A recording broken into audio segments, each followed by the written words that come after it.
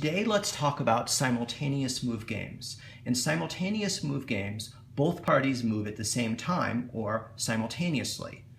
If the two players were to play the game in front of you, then player 1 would secretly write down A or B at the exact same time that player 2 wrote down X or Y, and their combined choice would determine where they'd end up. So say 1 wrote down A while 2 wrote down Y, the parties would end up here, with player 1 getting a payoff of 3 and player 2 getting a payoff of 4.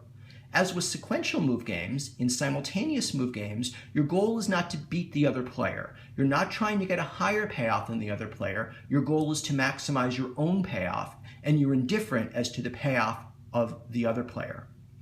In simultaneous move games, you're not allowed to condition what you do on what the other person actually does. So player 1 can have a strategy of saying, I will pick A if player 2 actually picks X, and I will pick B if player 2 actually picks Y.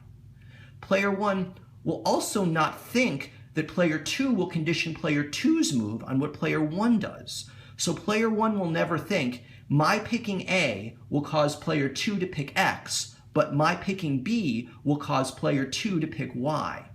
It's because both parties move at the same time and they move secretly. But this can get a bit complicated because although what player 1 actually does can affect player 2's move, player 2's belief about what player 1 does can and often does affect player 2's move. So the following, it won't happen with these payoffs, but with other payoffs, this might happen. Player 2 might say to himself, if I had a belief that player 1 would pick A, I would pick X. But if I had the belief that player 1 would pick B, I would pick Y. But having a belief about what player 1 is going to do, that comes from looking at the payoffs and maybe assuming that the other person's rational.